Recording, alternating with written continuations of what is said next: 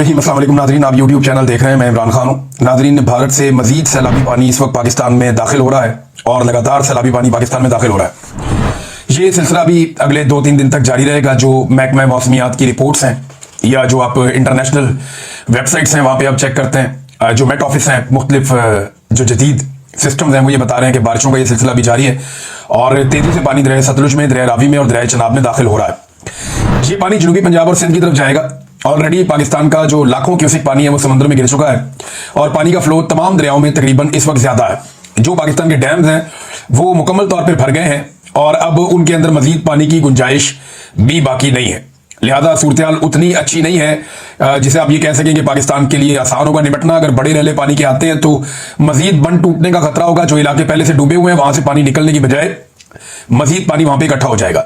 जो हुकूमती रिपोर्ट्स हैं, उनके आदाद-ओ-शुमार है, उनके मुताबिक अब तक पंजाब में 3200 से जायद देहात जो है वो डूब चुके हैं। पहले ये तादाद चंद सौ में बताई जाती थी, फिर 1000, 2000 और अब 3200 से जायद देहात डूब गए हैं। 25 लाख से जायद अफराद मुतासिर हुए हैं और ये सरकारी रिपोर्ट है। और जो असल सूरत हाल है उसका आप अंदाजा लगा सकते हैं, क्योंकि इस वक्त जो हुकूमत है उसकी पॉलिसी है चीजों को अंडर प्ले या डाउन प्ले करना।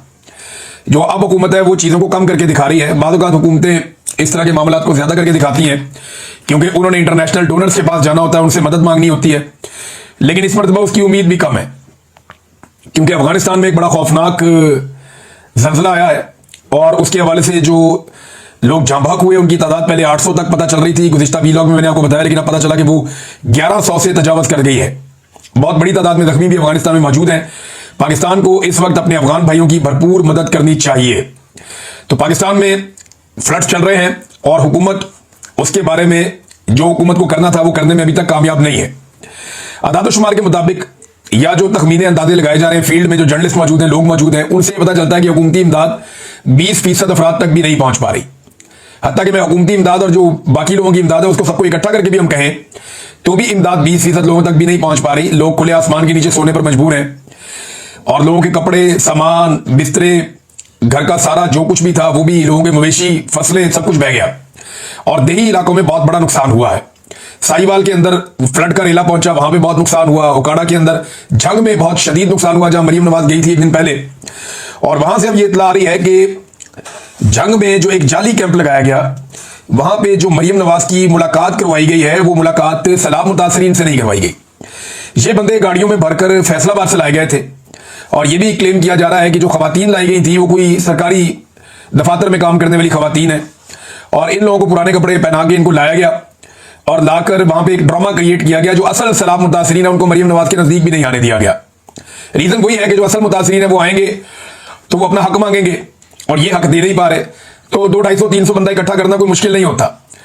अब जब आप ड्यूटीज लगा देते हैं ब्यूरोक्रेसी की तो वो फिर एक पटवारी को कहते हैं जी आपने 10-10 बंदे लेकर आने हैं। तो अगर वहां पे 20 पटवारी भी आते हैं तो 200 बंदा इकट्ठा हो जाता है। आप एक टीचर को कहते हैं जी आपने 5-5, 7-7 बंदे लेकर आने, एक एमपीए को आप कह देते हैं बंदे लेकर आने। तो ये जब आपके पास सरकार होती है ना तो ये पीएमएलएन का पुराना तरीकाकार है। ये पटवारी इकट्ठे कर देते हैं, दूसरे महकमे के लोग इकट्ठे कर देते हैं, फिर उन्हें कहते हैं कि बंदे लेकर आ जाओ। मुझे एक वाकया याद आ गया इससे कि परवेज मुशर्रफ के दौर में लाहौर में एक रैली निकली थी। राव सिकंदर इकबाल साहब ने वो रैली निकाली थी तो एक पीर साहब आ गए और उनके साथ दर्जनों गाड़ियां थी। तो सारे बड़े खुश हो गए कि इतने बंदे लेकर आ गए पीर साहब इस रैली के लिए। तो बाद में पता चला वो जो बंदों से बात हुई तो वो बंदे बता रहे थे कि जनाब हमें तो लेकर आए ये हजरत अली अजमेरी रहमतुल्लाह अलैह का मज़ार है, वहां पे हाजिरी देने के लिए गांव से ये कहकर लाए हैं और बीच में रैली के शामिल कर दिया और बाद में ले जाके लंगर वंगर खिला के उनको वापस ले गए। तो ये इस तरह के रंगबाजियां होती रहती हैं पॉलिटिक्स के अंदर। ये रंगबाजियां की जा रही हैं और टिकटॉकनियां जो है वो इसी काम पे लगी हुई है। कोई और काम ना इनसे होता है ना ये करते हैं। सबसे ज्यादा जो अफसोसनाक चीज है नाज़रीन, सैलाब मुतासरीन के साथ जो पुलिस का और इंतजामिया का रवैया है वो बड़ा हद तक अमेज है। बहुत बदतमीजी वाला रवैया है। ये गालियां दे देकर लोगों के घर खाली करवाते हैं, उन्हें डंडे मारते हैं, उन्हें खींचते हैं, उन्हें घसीटते हैं। बहुत सारे विजुअल्स और तस्वीर और ये चीजें आ चुकी हैं। इनकी ऑडियो और वीडियो मौजूद हैं जिसमें सैलाब मुतासरीन जिनके बेचारों के घर बह गए हैं, जिनके सामान चला गया, मवेशी चले गए, फसलें बह गई और घर के अंदर जितना भी उनका जरूरियात जिंदगी का सामान था वो बर्बाद हो गया। साथ उनको डंडे भी मारते हैं, उनको घसीटते भी, उनको गालियां भी देते हैं, उनको धमकियां भी लगाते हैं मुकदमात की। तो ब्यूरोक्रेसी भी ये कर रही है, पुलिस भी ये कर रही है। टिकटॉक बनाने के लिए कहीं पे 4 बच्चे बिठा के उनके हाथ में किताब पकड़ा दी, किसी बच्चे को फुटबॉल दे दिया, किसी बच्चे के साथ बैठ के किसी डीसी ने या किसी एसी ने खाना खा लिया और ये किसी पुलिस वाले ने किसी बच्चे को गोद में उठा लिया। तो ये टिकटॉकनियां जो है उनको देख के ये सारे इसी काम पे लग गए हैं। अब मैं देख रहा था कि अब जो देहाती लोग हैं उन्होंने नया काम शुरू कर दिया। जहां पे भी कोई बंदा जाता है हुकूमत का और वो 2 नंबरी करने लगता है कि फलां का बच्चा गोद में उठा लिया और 2 नंबरी कर रहा है, तो वो देहाती भी अब उसकी वीडियो बना के लगाना शुरू हो गए।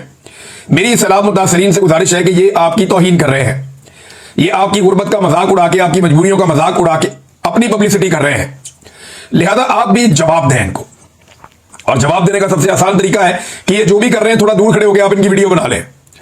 ये चीजों को बार बार रीटेक करते हैं। वो एक बाबा जी हैं, उनको 2 दफा रेस्क्यू किया, यानी एक दफा इस एंगल से रेस्क्यू किया, दीवार के पास खड़े थे, उन्हें रेस्क्यू किया, बाहर निकाला, थोड़ी देर बाद एक और जगह से वही बाबा दोबारा रेस्क्यू हो रहा है, फिर उसको रेस्क्यू कर दिया। वो दोनों वीडियो मार्केट में आ गई।